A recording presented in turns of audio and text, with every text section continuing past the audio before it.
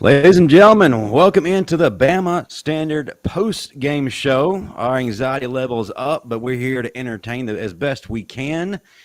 Go ahead. You know what to do. Hit that like button. Hit that subscribe button. I don't even have to tell you live chat what you got to do because y'all going to come with it today. If you're watching the replay, drop us some nice comments there down in the comment section below. With me today is an all-star crew who is brought to you by Workspace Solutions.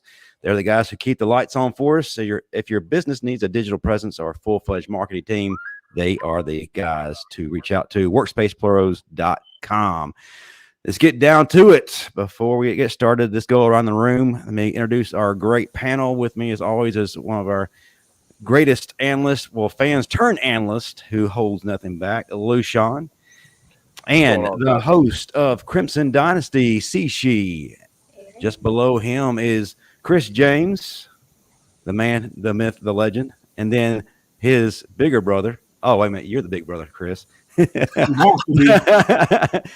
the lead recruiting analyst and the man who really brings the eyes to the show, that is Dan James. Welcome in, y'all. What's going on? Hey, roll tide, I guess. We rolled into something. What that is, we're going to try to figure out in this little bit of time we have together, but let's go ahead and get things rolling. Coming in, I had a few questions, as I'm sure all of you do, and please share what they were. But my first question was, what would our attitude be like? Would we eliminate the self-inflicted wounds or the penalties?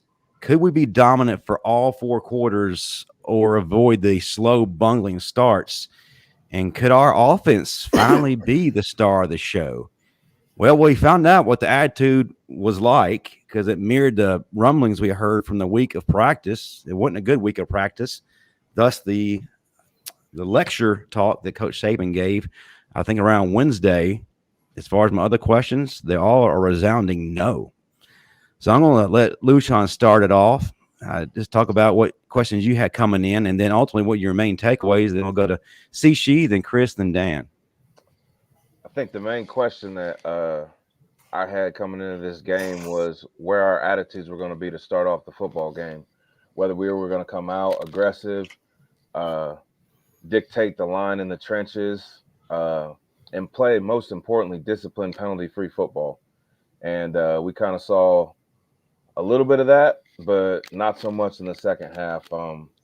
Immediate takeaway from the game is, again, just lack of discipline. Like, the penalties we're getting and the timing we're getting them is forcing us into positions. We're staying on the field longer than we have to. We're not getting off the field on third downs like Saban addressing his pregame pressure. It's just we need to do the little things better. And we can't make excuses for these players anymore. Bottom line, they got to go out and do the job. Absolutely. Real quick before Sishi takes the mic, JD Long has a super chat. Can we get someone to play left tackle?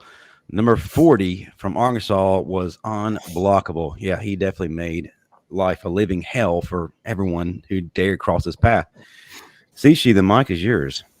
Yeah, I mean, going into this game, the biggest question for me is consistency. I wanted to see how we were going to come out and start. I noticed in our past few games, we had somewhat of a slow start, or we would see maybe more so mental errors and some of the, the penalties early on.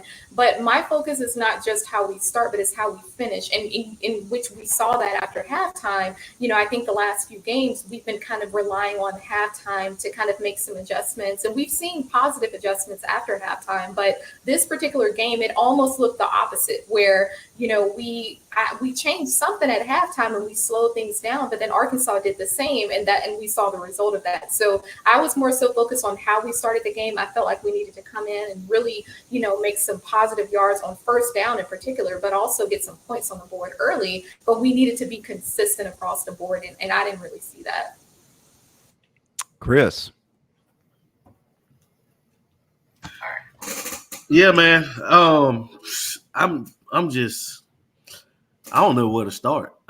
Just being honest. This whole game, like dating back to when you text me, Justin, what Coach Saban said in his press conference the other day. you asked us what did we take from it, and then you said, I think you said your take was we weren't focused, and that's what it looked like today. It seems like the problem with this team is it's hard for us to maintain focus. You get what I'm saying? Like we're not a mature team. Like a mature team dials in, locks in the whole game. We're not there yet. And this dude, we don't have a lot of senior leadership, I would say. We have some, but not like past years, past teams, upperclassmen leadership, because we're so young. But just how we started off, man, the first quarter was, you got to remember, defensively was good, but offensively it was terrible. The only good quarter we played offensively was the second quarter today. And I blame that on being behind the chains. And I put a lot of blame on Tommy Reese, because he will not, for the life of me, give that left tackle help.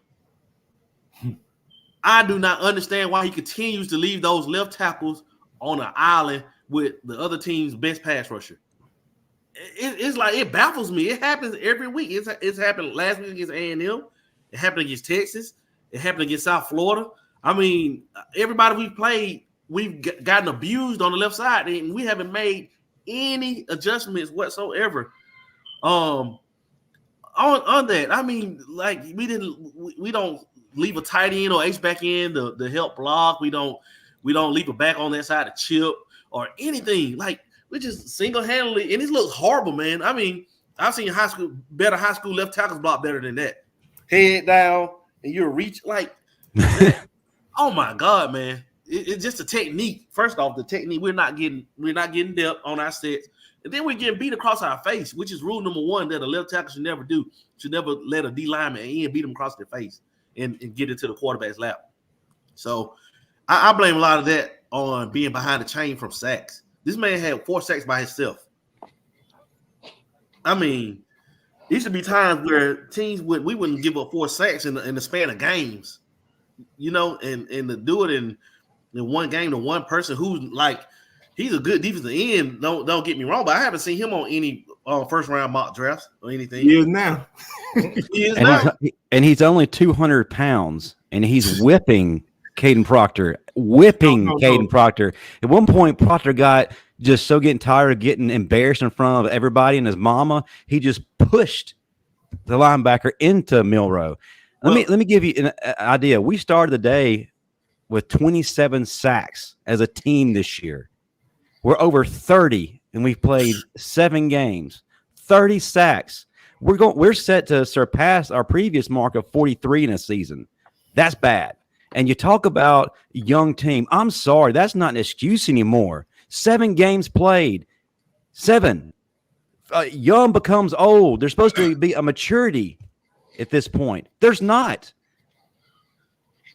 Real quick, we got a super chat. User error 499. Everyone wants to beat you. You're at Alabama because you're the best.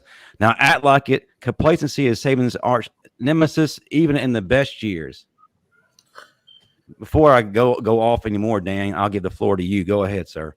Yeah, man. We're not going to talk about the sacks anymore. But why in the second half did we get away from the run? We started out gashing them, right? They couldn't stop us. Then we decided to go with our 7-step drop again, keep Milroe in the pocket when we know we're getting beat. I know our left tackle getting beat. Why? I don't understand that. Why did we get away from that? That would explain the 3 second half points. That right there in itself is inexcusable. We actually did a good job of getting off the field on third down. They were full 14, but when we didn't, it's always a penalty that's cost us, and they always manage to turn it into a touchdown. The opposing team always managed when we have a penalty on third and long. The opposing team almost always turns it into a touchdown. I don't understand that either. But those are my 2 main takeaways. We look like right now, Justin, the 2012 Notre Dame team that found a way to win every week look ugly. Oh gosh, that's a great point. That was known as Alabama in the playoffs, in the championship game. Before the playoffs. And I said this to you in the chat, and y'all please weigh in. This kind of resembles a Les Miles coach team, and in the 2010s era, where we win just because we have better athletes, not because we just blow people away, not because we out scheme them, not because we really do anything that's flashy. We just have better athletes. But the problem is that can bite you in the butt later on somewhere.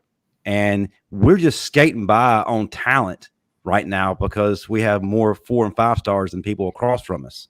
But at some point, we're going to run into a wall, and that wall very much could come next week against Tennessee and 3 weeks against LSU. It could even happen on the Plains against Auburn. We better tighten up. Yeah, and I'm going to echo that. I think the frustration is felt across the board, and it doesn't matter if you're a former player, if you're a fan, whatever your perspective is. It just gets to the point where there, like you said, Justin, there are no more excuses. We harped on this really since we lost against Texas, and to me, that was an opportunity for us to make the necessary changes, but to be consistent with that, because it's not enough to have a good second quarter and then because we're up by however many points, 11, 12 points, then we just let them come. I don't understand what the thought process was there. I mean, it wasn't like maybe those 2 penalties, in that one drive that Arkansas had. So I think the face mask and the pass interference, that really hurt us. I think even the momentum shift, we could feel that too. But it's not an excuse. Those penalties were hurtful. Yeah, I agree. But it was really a culmination of things, misfires, not doing what we were supposed to do. And then when that finally happened, it just burst the balloon that allowed Arkansas to come roaring back. Lushan, you had something to add? Yeah. I kind of have a question for some of these players, just something like curiosity, because I didn't see a lot on the sidelines. It kind of seemed to me that about 75% of our team didn't know it was homecoming or didn't understand what that meant today. Because as an Alabama fan, this should be one of the biggest games of the season. And obviously with the way that we've played today, that they did not understand that. And I think that there might be a larger problem that could explain some of these lack of discipline penalties, false timing, people not doing their reads, not sticking to their technique, because it doesn't look like some of these players actually want to be playing football for the University of Alabama for what that truly means. And I'm not saying it's across the board, but there's definitely some wishy-washy type attitudes I'm seeing on the sideline, some head movement, people kind of doing their own thing. I'm not seeing the normal whole sidelines jumping up and down, everybody being rowdy, and that's a problem, because if our team isn't into it, then how do they expect to even communicate properly with each other if they can't maintain the focus within the football game? Just something I noticed, And it seems like to me, we are going to continue to be our own worst enemies, not just the players, but the coaches. It seems like anytime we get any kind of momentum in any form, the play calling all of a sudden diverts from whatever was causing that success. Here's a good example. We finally started to see Justice Haynes, and he was doing some pretty good things. And then all of a sudden he's put in a witness protection program. We don't see him again for the rest of the game. Exactly. And that, Jalen Milroe too. And him and Jam Miller. Jam Miller had a couple explosive plays, and I've been saying this all season that I understand that Jason Roydell, they're going to be our go-to running backs, and I'm fine with that. But we still need to spread it out, and I think that's what helped us, succeed in the second quarter. Is we were even across the wide receivers, whether it was Isaiah Bond, Kobe Prentice, Malik Benson, he dropped the ball, Jermaine Burton. Ja'Cory Brooks. We were able to spread it out, but we can't stop the run. What I noticed is that when we were running that ball down their throats, we were tiring out their defense. And I think just to touch on what Chris mentioned about the sacks and Caden Proctor in that left tackle position, my brother said the same thing, that now it's starting to seem like it's more to do with maybe the coaching, more so the technique. So we have a lot to still clean up. And honestly, at this point, it's not really a lot left in the regular season. Exactly what I was saying. This is super chat. Okay, Timothy Pass, none of them held up the 4, but did you see Sam Pittman tell his players to hold up the 4? Yeah, no lack of motivation on the Arkansas side. And I said going in that this is a team that is better than what their record reflects. they're a bunch of fighters. They're blue collar people, and they are going to fight, scrap, and claw. And you have to take them out early, because if you let them hang around, it can spell disaster, and it nearly did. Go ahead, Chris. Whether you believe it or not, I still think that we should have ran the more. But guess what though? We ran the ball 42 times and we only threw it 21 times. But the thing about it, in those 21 times, how many times did we get sacked? About 6, 7. So that means that I don't. So it's not that we're not running it enough. It's just that when we throw it, it's everything. I'm not sure if it's Jalen or if it's Reese. If it's Jalen looking for the long ball, or looking for developing routes downfield, or if it's Reese. But I'm not sure. But it is some on Reese as far as protection. The way the protection wise by not getting this left tackle some help. But shift the tight end over. Chris, it's not that we're not running; it's that we tend to go away from it at the wrong times. At the wrong times, yeah. Because 42 carries is a lot. But hey, today maybe should have ran it 50 times. I mean, look at the numbers. If it's going to be hard for us to really pick players of the game at the end, but you look at Jace McClellan, who had 16 carries for 83 yards, and then you had Roydell for 7 for 68. Roydell had 9.7 yards per carry. Jace had 5.2 yards per carry. That's a good day. But the thing is, it's going to get lost in the fray of all this abysmal play calling. I know who my player of the game is, but I'm going to save it. We'll get to that later, but let's take another turn, guys and lady. We have been kind of handling Jalen Milroe with kid gloves and giving him the opportunity to ascend to another level and being patient with him. Well, last week he had his coming out party. I think we can all agree to that. Had a phenomenal game, 321 yards, 3 touchdowns. He carried the team to a victory because we had no run game. But when you break down, Jalen is still having issues with pocket awareness, knowing when to throw the ball away, and just simple things that, we can trace back to middle school football. They teach you not to do or to do. And struggling with it, and it's costing us dearly. So we got to take the kid gloves off. He's made a lot of improvements, yes. 5 steps forward, but also he'll take 4 steps back. And at this point in the season, we can't afford that. This is where our QB1 needs to be QB1 and be the guy who can change the game for the good at any given moment. And I just don't have that trust in him yet that he can do that. Love the kid to death. I've been pulling for him through 7 games, despite all the negativity that's been hurled at in his way. But at some point, we got to stop, excusing him for some of these things, and we got to start holding him accountable. So I'm going to start with Lushan on this topic, then we'll move to Sishi, then Chris, and Dan.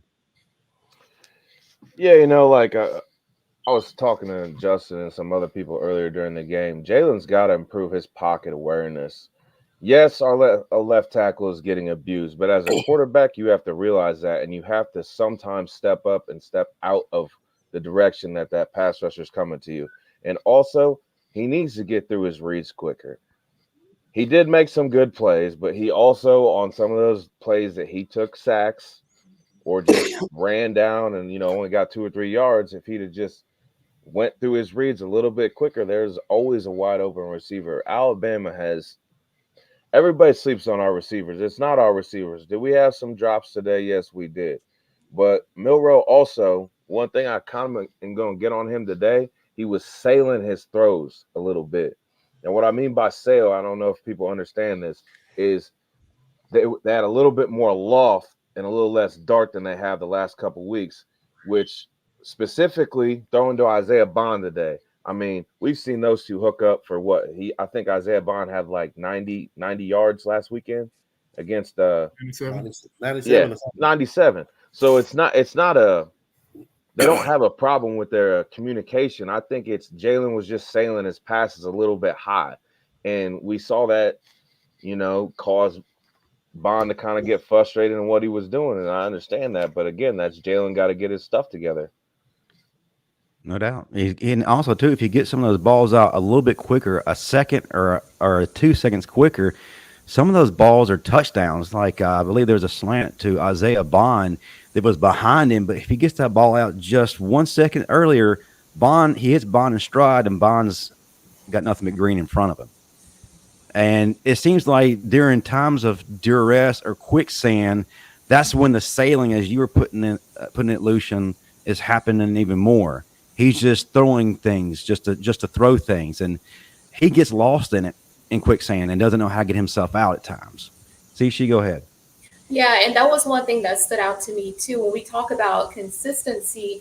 Comparing even the first quarter compared to the second quarter, you start to look at his pocket awareness, but also the decision making, because you need to know when to throw that ball away. You need to be able to read the coverages too. And I mean, to me, it was almost as if, like, I'm looking at it and I'm thinking, okay, if you see that we're a little weak at left tackle, for one, why are you even still in the pocket at that point? I mean, if you're not going to make a play with your legs, if you don't see an open receiver, just throw the ball away. I mean, we lost yard. I think it was a couple negative plays, a couple of those sacks. I think if he would have gotten out of the pocket, because my thing is, it didn't take a rocket scientist to see that, this left tackle, and they read it. Arkansas picked up on it pretty quickly. We should have as well, and we should have made the adjustments. I think we put Pritchard in at some point, but even then, we don't really have the depth, and I don't think we really have that skill set that we need for that particular position. And because of that, we keep being exposed. I think Jalen, you start to talk about like the football IQ, just the whole thing. My thing is that he needs to be more consistent. I like that he trusts himself a little bit more as far as making those downfield passes, but you don't abandon the run. You need to know when to get out of the pocket as well, because we had a few negative plays because of that. Absolutely. And I want to add one more thing before Chris takes the baton. He's a quarterback who's 220 pounds, solid rock, solid muscle, runs a 4.4, 4.3, something around there. Why doesn't he run like he's 230 pounds, runs a 4.3? He runs so timid. I just don't. He tiptoes, and he won't make a full commitment to the run when it's time for it. It's just unnecessary. I don't understand it. I'm trying to wrap my head around it. If I'm that big and that fast, I'm using it, and I'm going to dare somebody to come into my lane. Chris, go ahead. That's why I think something's wrong with him. I think he's hurt. I think he's hurt because he wasn't. Remember, the beginning of the year, he was taking off, and that Mississippi State game was the last time he really caught out and just scored on a long run. He hasn't done that since. And the week afterward was when the reports came out that he tweaked something in practice, and I really believe he did. Lucian, you said yeah, he's 6'2", 220 pounds, but does he know that? Right. Because some of the sacks that he's taken this weekend, this year, have been like when that dude came in and put a hand on his ankle. You're 6'2", 220, my guy. Like a hand on your ankle. You're deadlifting like, what was that, like 480 he was doing over the summer? Like something's not computing. No, he power cleaned 480. Exactly. So Chris has got a point here, and I think we might need to take a deeper dive into that, because as a former athlete and a gym freak, there should be no excuse why a hand of a guy that is 200 pounds in his shoulder pads and helmet brings you down when you're running full speed. That's all I'm saying. Something ain't making sense here. You got to kind of wonder. He ain't scared. No, but you got to kind of wonder where the battle is coming from. Is the battle coming from an injury like Chris is alluding to, or is the battle coming from fighting with his coach on whether or not he should be running and should be in the pocket? Is that what's coming on? At some point, he's got to be AJ McCarron and say, you know what, forget this crap. This is what we're going to do. And then be an alpha and take over. Dan, I'm sorry, we have spoken far too long, and you hadn't had your opportunity. So it's your turn, sir. Hey, I'm back, man. I'm back. My computer's restarted. Well, you missed your turn. I missed my turn last week. You missed your turn. So let's acknowledge. I'm coming back. I want to talk about that Milroe situation. Hit that super chat before you go, Dan. All right. Do y'all really want this? Who? JD Long 999. Thank JD. Do y'all really want Milroe to run if he gets injured? Who else we got at quarterback? Maybe Saban told him not to run. Maybe. That's what we're asking. That's why we're opening it up for discussion. But I think it is. I think he is injured. So, you know, I'm not harping on him for not, you know, running as much, you know. But I don't blame him for a guy being in his lap 2 seconds. You know, that's not his fault. But what I would like to see him improve on is these intermediate throws. You know, show some improvement. You know, get your timing down with your receivers, guy. Quit throwing the slants and the crossing routes behind you guys, man. Lead them a little bit. Put a little touch on it. Quit selling the ball, you know. That's what I would like to see improvement from Milroe on. No, Dan, let me ask you something, Dan, and then you can continue. Do you think that's probably why we're not seeing the screens being called, because he cannot throw the short to intermediate routes, and he can be a liability sometimes, especially if things are crashing down around him? That's a very good point. You know, I'd rather see him throw it than Buckner. So, you know, we're gonna, hey, Bama fan, get it. You know, we're gonna have to ride it out with Milroe. You know what I'm saying? It is what it is. We're gonna have to ride it out with Milroe, and definitely we're gonna have to ride it out with Proctor at left tackle. We don't have anybody else, obviously. Yeah, because we tried Pritchard, and immediately the next play, Pritchard did the Henry Toto dive. Yeah, eyes closed, hands out. So, you know, we just gonna have to let him take his lumps, you know.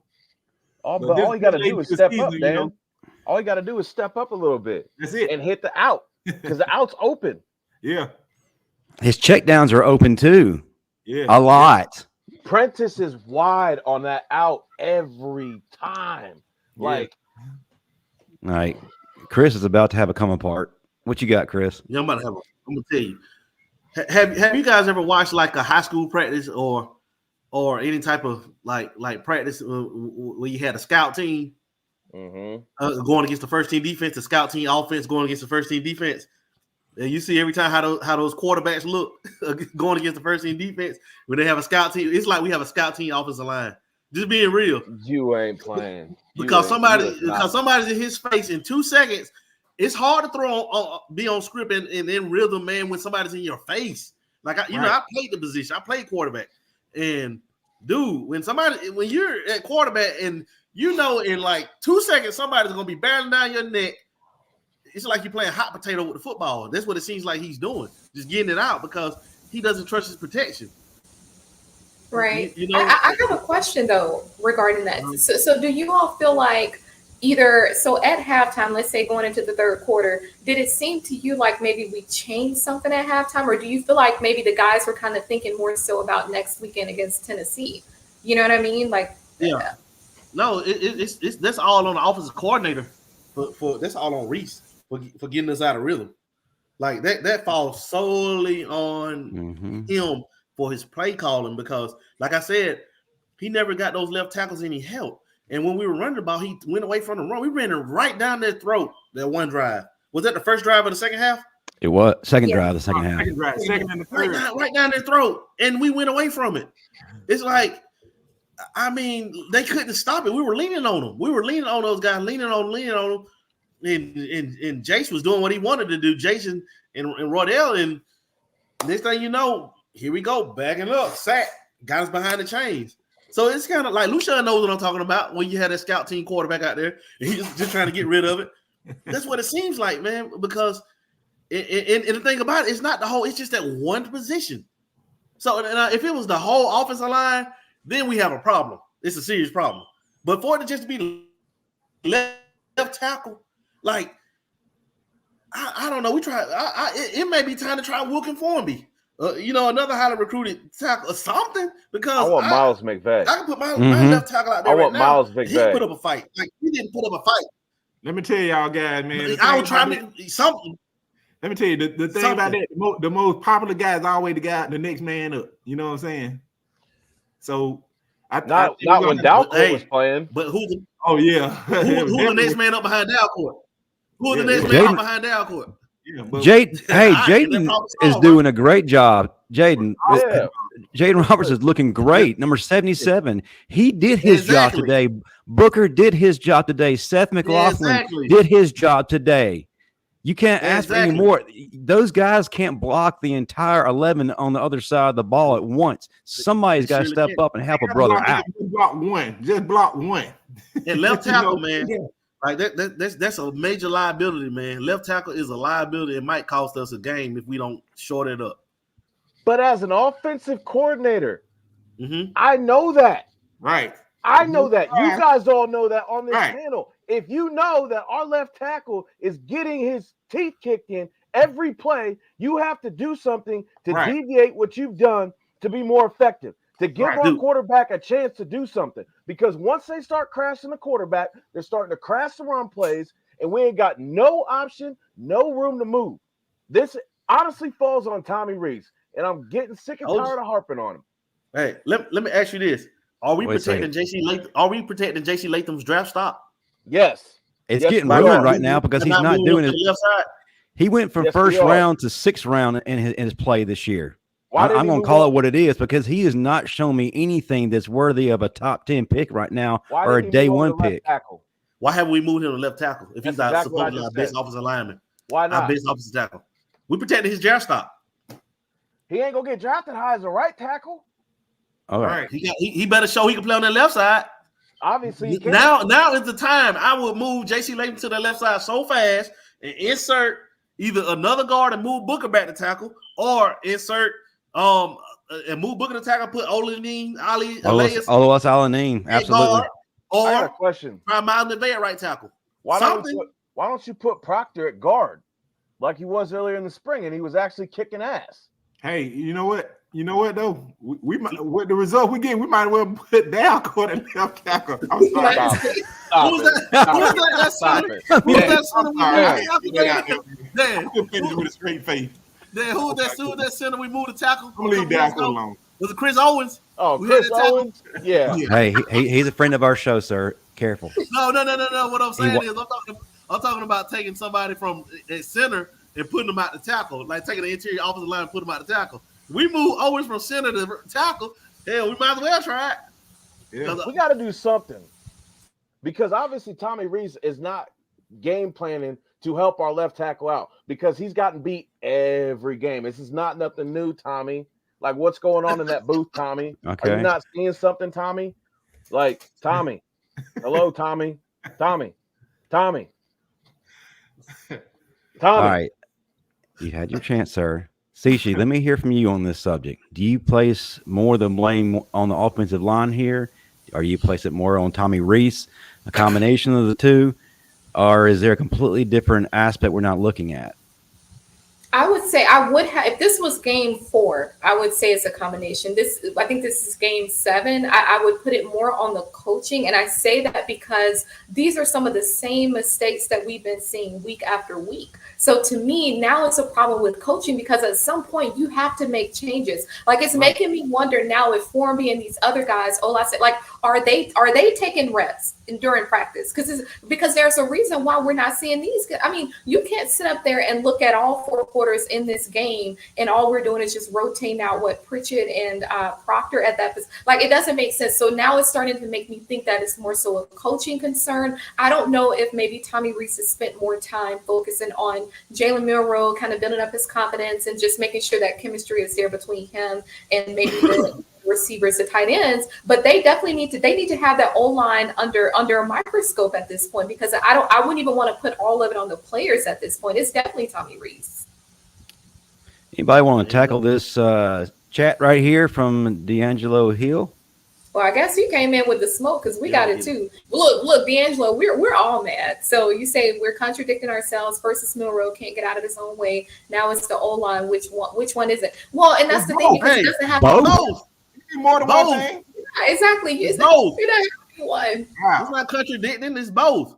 It's like what I'm saying is when Milroe has time to set his feet and throw, he throws a good ball. But I'm saying he has defenders in his lap. I'm partially leaning the Milroe, but at the same time, when he does have time, he has missed throws too. So, I mean, it's like Milroe y'all have to understand, man. This dude hasn't even started 10 career games yet. Quarterbacks have to grow. They do, but you also got to see some progression, some elevation. Yes, we one have game seen progression from week one. It's just like absolutely, and Texas A&M, man, hats off, but we need a little bit more today because it was a doggone defensive end in his lap every throw. It was a defensive end in his lap, but we have to also remember, y'all, like she said, it's Tommy Reese because, dude, you're putting a true freshman on the island by itself, and Pritchett is a redshirt freshman. Those are freshmen. It's not like they're juniors or fourth-year guys, fifth-year guys. These are first, second-year guys. You got to give them help. You have to get them help. I mean, it's. But then you put 2 tight ends in there to chip, and then all of a sudden you take away passing options. You don't even have to put a tight end in. Just send the back out and chip on his way to the flats. Just reroute him. Just have a back chip him. Because sometimes a simple chip will give the offensive lineman a chance to get back in position to block his guy because he was getting beat with speed around the edge. Then Pritchett got beat across his face. You know what I'm saying? Like I'll take that with what we got from Proctor, but what I got from Pritchett, that was pathetic. That was absolutely pathetic. What he gave us. Like, you could take your lumps with Proctor. Okay, Proctor's been in college not even a year. 6 months, man. So he was just playing high school ball this time last year. Pritchett was last year was getting scout team rep. But Proctor still looks better than Pritchett. So I would just ride with Proctor, just let him take his lumps right now at this point. I do want to interject. I do want to interject, and then we'll go back to our ranting. There was one positive today, folks. Will Reichard became the all-time SEC leader in points today. He surpassed Carlson from Auburn. So yet another victory for Alabama over Auburn. But congratulations on Will Reichard. He is still not missed this year, and let's hope that trend continues because it may come into play in terms of a win-loss coming up. And shout out to James Burnett today, who came back from injury and still did his thing. That dude's got quite a leg. Yeah. I want to say one thing. I just had a scary thought, y'all. I just had a real scary thought. All right, our 2 left tackles might be our tackles next year. No, the hell they won't. No, they won't. No, the hell they won't. Hey, if we sign Seaton out of IMG or Wilkin Formby, it's gonna one of those two going to start next year. Or even Miles McVay if we don't. Otherwise, Alanin will be in next year. Otherwise, Alanin will start next year. At guard. And he will not look back. That dude is a beast. He's him. No, he ain't. Yes, he is him. He is him as big as he is. Have you seen him get off a bus? I look at him like, oh, hey, sir, how you doing? It's an 18-year-old. A 6'7" guard. Yeah, Alanin never played down the tackle. Never. I've seen him. You see, hey, y'all think the O-line had anxiety? At home on homecoming. if they had anxiety, hey, Cici. Listen, I done told you this. Like, don't hold your breath. So hey, man, yeah, we're gonna wake up by the cold sweats tonight about Jackson, man. No. So yeah, this was a big concern going into this game, folks. We just came off of a big emotional win versus Texas A&M on the road, and I wondered, would our focus be in the right direction? Clearly, it wasn't. I thought we probably were feeling ourselves. Which anytime we start to do something positive, we start to feel ourselves a little bit more than we should. Thus, the meltdown at halftime.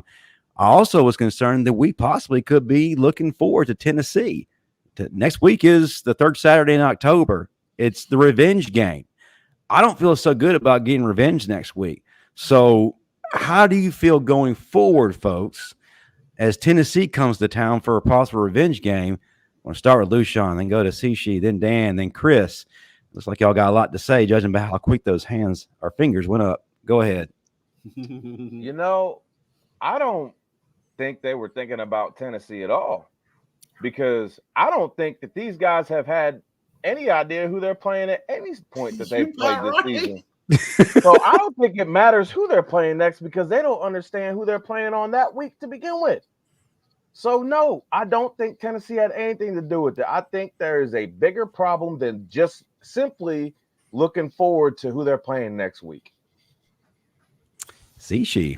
Yeah, I'm almost wondering. Okay, looking at how we played against Texas A&M, because we know that was a big challenge, even though they weren't ranked. But going to Texas A&M, I'm almost wondering if we have put ourselves in this box where we're the type of team that we find a way to win. It's going to be an ugly win, but to me, that's not the best. You don't want to be in that position. And the worst teams I think to play in that regard are the ones who feel like they don't have anything to lose, like Arkansas, for example. So then we go into this Tennessee game. I think they have Milton at quarterback. They've had some guys leave to the draft, and I think that there are going to be some inexperienced guys out there. But this Tennessee team is going to be one of the better teams that we played so far. I think if we don't address some of these O-line concerns, we're going to be in trouble. I do see the super chat from Don Parker, and thank you for the super chat. This team is inconsistent and did not improve today, in my view. Moving forward, we don't know what we're going to get. And that's a good point. And it makes me wonder, after we lost to Texas, it was so much emphasis, even going into, South Florida, Ole Miss, it was so much emphasis on this whole quarterback ordeal that it makes me wonder if we kind of didn't really put as much attention on the O-line, and even like some of the receivers dropping balls and things like. We knew that was an issue during fall camp, but now it's making me wonder if there was too much attention on that quarterback position, directly that position, and not necessarily, the O-line and Eric Wolford. Good points. Dan. Yeah, Tell your brother to wake up, sir.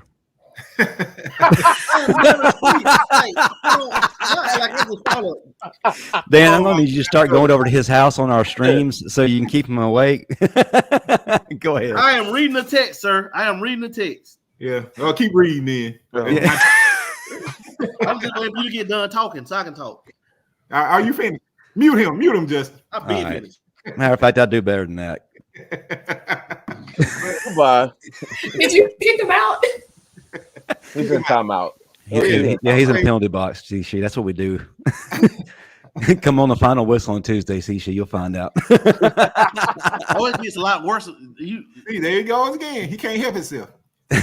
Go ahead, Dan. I blame it on a lot of things, man. It wasn't we were looking ahead to Tennessee. We came off a big win, and 11 a.m. start, and I was like, so it's a lot of things, that I don't know. There's something you just want to flush down the toilet. But man, outside of the left tackle play and certain play calling at times in the second half, we really got to improve on certain things. The intermediate throws is what we're going to have to start hitting if we're going to be a championship team. The defense overall still played lights out. We're getting off the field on third down. We're physical, other than the, Terrion not being able to get the quarterback down. Where was his help? The dude's 6'5", 260 pounds. Why did he go high? Why did he go high is the more important part. Hit him low. He held on to him for like 3 seconds. Where's his help? And then he still managed to find a receiver, a little running back with nobody within 20 yards of. Where was everybody? I do not get that. That was, I don't know. That was Cut off our nose to spite our face. Now, here's a guy who should be on with us right now. Yeah. Former Alabama defensive back, Daquan Menzie, $5. Inconsistent and undisciplined. Like I said last week, we're our own worst enemy. Very well, sir. And before I get to Chris, may I also add, guys and lady, we're going to have to score more than 24 points at some point. These 20-point games offensively aren't going to cut it. We're going to run into a juggernaut of an offense at some point, and our defense isn't going to be able to be as dominant. And so we're going to have to put some points on the board, some yardage in the stat column. We got away with it again today, but Tennessee next week, they're a high-powered offense. Milton's not bad. Squirrel isn't too bad. When are we going to score over 24 points? And, yeah, we got 26 last week, but you know what I mean. But Go you ahead, know Chris. what, Justin? I would say towards the end of the third quarter, I started thinking, the question that Coach said, I don't know if he still asked them this, but I know like during that 2011 era, 2009, 2012, even maybe the 2015 era, he would ask the players, are you satisfied? Like I was literally thinking that, like, are y'all satisfied with this? Because I'm not. I would be embarrassed, especially if I was on the offense or even on the sideline, to be honest. I mean, it makes me wonder, like, all right, were they satisfied going into the third quarter? That was okay? Because in my opinion, we should have easily been up at least to maybe 41, 42, maybe halfway through the fourth quarter. So it just makes it almost seems like they've gotten comfortable with mediocre. And that's not the Bama standard. That's not the Bama standard. Man, that's an excellent point. Comfortability and mediocrity. That can replace length, because that's what it seems to be the theme right now. Chris. What were we talking about again? What was the question? Well, you know what? If you get off of Angry Birds over there and tune in, you might stay. I'm trying to beat Dan's score. You're in this live show like Bama was in the game today. No focus. No, we're just kind of talking about the perfect storm, what it could have been. Bad week of practice. We're feeling ourselves after the A&M game, or were we looking forward to the revenge game against Tennessee? What do you see? We'll close shop on this subject. I don't think, like Lucian said, man, we probably didn't even. Oh, we got Tennessee next week. Like we probably didn't even know we had Tennessee next week. It's like these guys live in the moment, man. This is the true definition of like living for right now. And I just think that I think that Tennessee's a rivalry game, so we'll come out fired up. It's a rivalry. We hate Tennessee, like anything orange. Like I won't wear orange or we hate it, but do they understand it? Nothing orange. Oh, they're gonna neither. They're going to understand it, because if I have to drive up to Tuscaloosa and make them understand, if I hear one bad report about this week in practice, I'm going to call out at practice. And look, you may need to. You and the whole army of former players might need to. Marvin in Atlanta, I'm going to get everybody. Matt, you need to get Reuben Foster, his Newport smoking self, and get up there and put their foot in somebody's ass. I'm going to get Dan boy Rolando McClain. Yeah, go get McClain, go get Ashawn Robinson, big self, and just grab somebody and like, look, do you guys know what a fight is? Like a fight. Listen, y'all got to be careful, man. These young guys, man, you might give them anxiety. I don't care what that, man. Well, reason to plastic bag. No, I'm just throwing stuff out there today, y'all. Instagram. I'm just being messy. Y'all got to post about it on their Instagram. All right. Seriously, but seriously though, Tennessee, we'll be fine, man. It's like we don't have what was their quarterback name last year that ate us up? Hendon Hooker. Hendon Hooker's not running out that tunnel. He's not coming up. Joe Milton has a big arm, but he's not Hendon Hooker by any stretch of the imagination. Well, then again, Chris, it doesn't really take much coming out of the tunnel to deal with us. Hey, let me give you a stat. We gave real quick. Blake Morton, $1.99. Play calling was trash, and Milroe wasn't his best. And then finish your thought up, and then we're gonna go to players of the game, and then do our closing segment. Yes. We gave up 250 total yards. That's all we gave up today. 250 total yards. All in the second half. Right. But the thing about it, you take away those two plays, the missed sack scramble, and the one where he ended up getting out of 25-yard run when he escaped the entire. Pass he dumped off in the flat, and he grabbed. It was like, whoa, how you got out of that? You take away that, and they would have had less than 200 yards of offense. You know what I'm saying? Combined, and that's considered with us not playing our A game. Our defense has been carrying us all year, minus the few plays against Texas that we could have back. But like I said, Texas is gonna score on anybody. I mean, that's just the nature of the beast. But I believe next week we'll be dialed in, man, ready, because how we lost to Tennessee last year. If we come out flat, man, that will say a lot about this team. Say a lot about everything. We come out flat against Tennessee after what transpired last year in last year's game. Like, it shouldn't be like Saban shouldn't have to say nothing. Like at all. They shouldn't need any motivational speaker, nothing. Like that should be from Texas A&M was a close game last year. They shouldn't need no motivation with that, or Texas. You know what I'm saying? Like, we knew Texas was gonna come in with their hair on fire. We knew that. But they shouldn't need that motivation. Yeah, but Tennessee, you need it. All right. These kids are different, man. It's a different generation. We'll text it to them so they get it. All right, folks. Don Parker, $5. Hopefully we can learn how to beat the opponent and not just win the game. Nick Saban. Oh, Nick Saban, yeah. There's a difference between just winning a game and beating an opponent. And I think we escaped our opponent today. That wasn't a beating. All right, let's go around the room. I know it's going to be hard for y'all to do this, and that is pick a player of the game, both offensively and defensively. I will start it out. Then we'll go to Lushawn, Sishi, then Dan, and Chris. Offensively, like I mentioned earlier, I'm going to go 1A, 1B. That's Jace McClellan and Roydell Williams. I think their accomplishments, like I said earlier, get lost in the fray of what we saw from Tommy Reese in the second half. Defensively, the guy that was really disrupting things the entire day, Tim Keenan, great week this week. And then just building off of what he's been doing progressively throughout the season, you've seen incredible improvement for him. So those are my 2 or 3 players of the game. Lushawn, what you got? Defensive player of the game, Tim Keenan.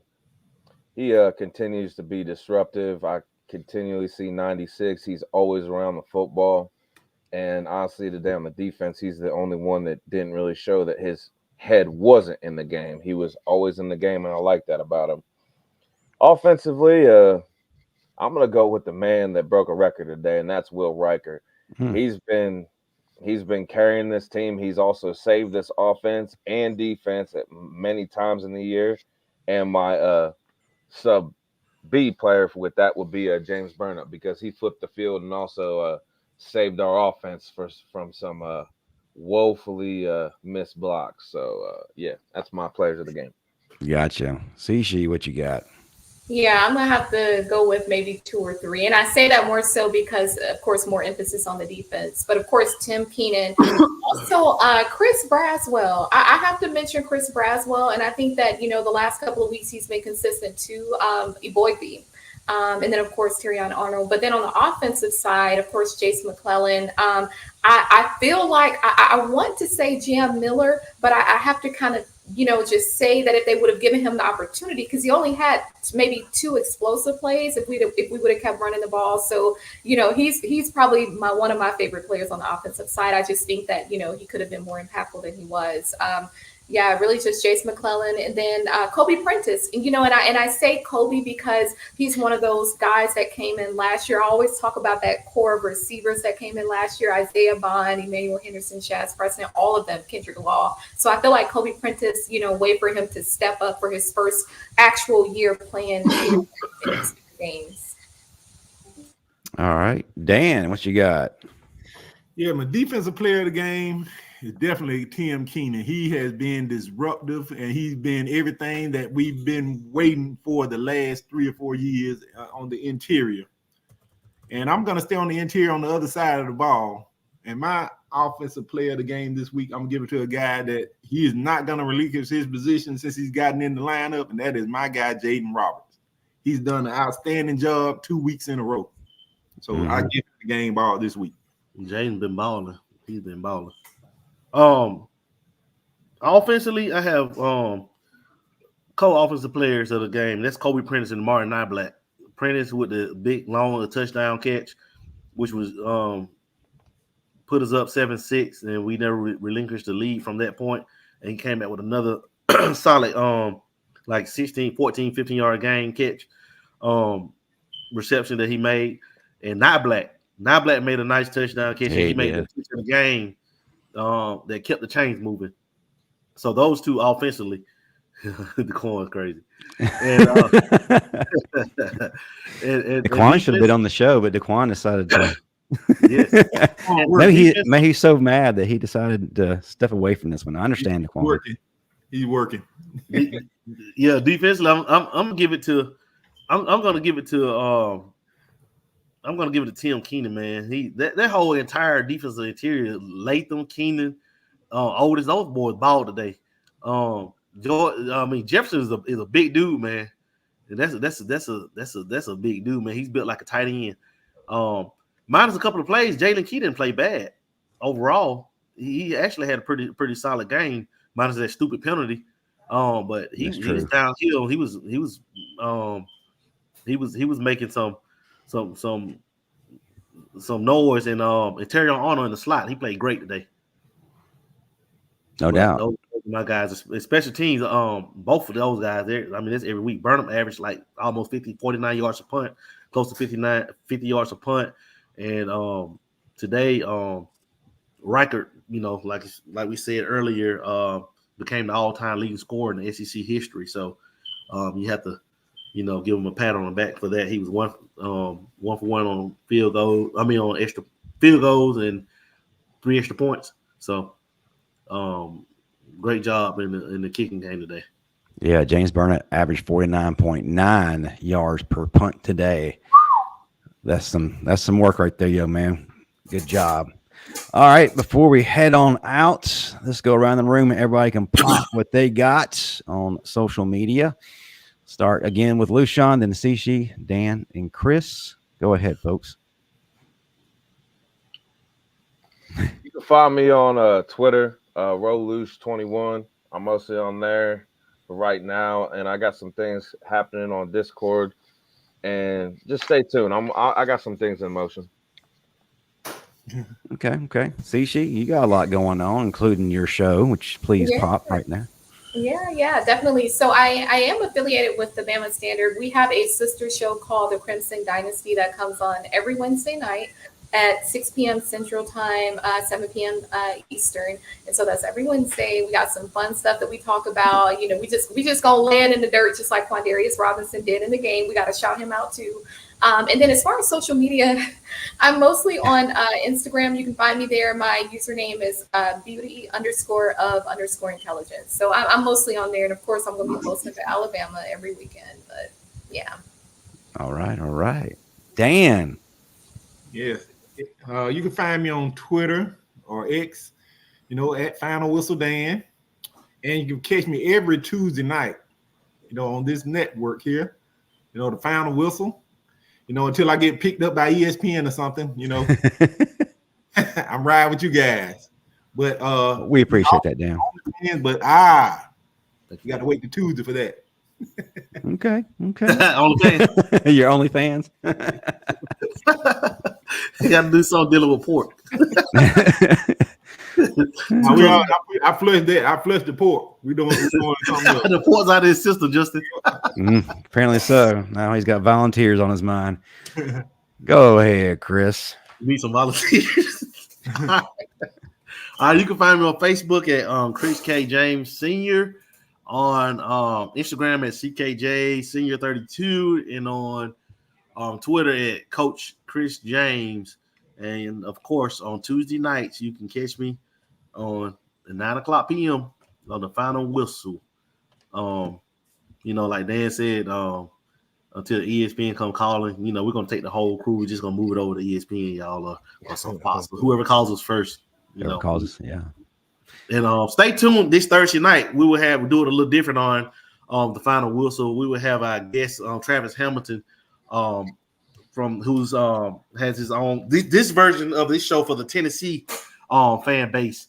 So he will be on Tuesday on the Final Whistle. So you definitely don't want to miss that, with Tennessee guys and Alabama guys going at it, having a good discussion.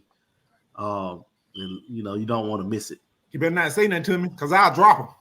Hell yeah, man. Okay, step brother. I just say that Dan's anger management classes are paying off. Great show, everybody. I want to remind everyone to find us on all forms of social media at the Bama Standard. We're also on TikTok at _Bama Standard. We also have a brand new website with articles and updates, thebamastandard.com. Check out all these great shows that we have mentioned. The flagship show, the Bama Standard, is on Tuesday night, 6 p.m. Central, 7 p.m. Eastern. And then at 8 p.m. Central, 9 p.m. Eastern, the Final Whistle. And then to perfectly close us out during the week, that is the Crimson Dynasty with our very own Sishi, Wednesday night, 6 p.m. Central, 7 p.m. Eastern. We got the best content when it comes to Alabama on the web or really anywhere else. But thank you for everybody. We won. Wasn't the way we anticipated, but a win's a win. And we got Tennessee next week. Roll Tide, everyone. Roll Tide, y'all. Roll Tide, guys.